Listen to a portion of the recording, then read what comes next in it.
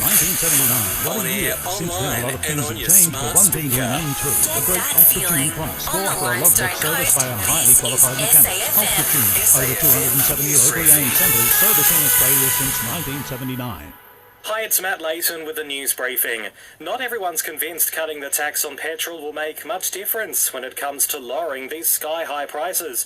Currently, we're paying 44 cents a litre in tax when we fill, and the South Australian Premier has written to the PM asking him to provide some relief to help Aussie families make ends meet. But Peter Curry from the NRMA says it's a nice idea, but wouldn't achieve much. The problem with dropping the excise or moving the excise up and down in accordance with oil prices is that oil prices are so volatile.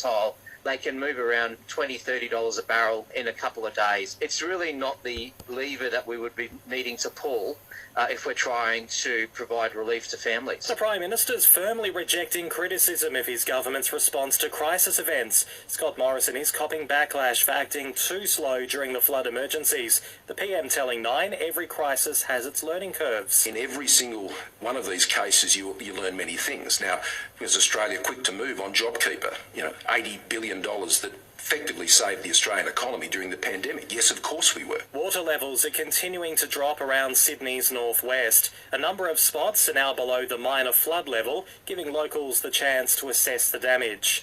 To Ukraine now, and President Volodymyr Zelensky says around 1,300 of his country's troops have been killed so far during the Russian invasion.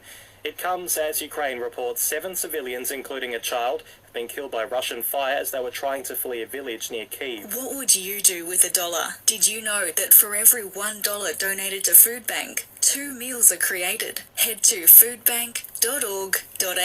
A magic moment for Usman Khawaja, who's notched up a ton in his home country to guide Australia to 3 for 251 at stumps on the opening day of the second test against Pakistan.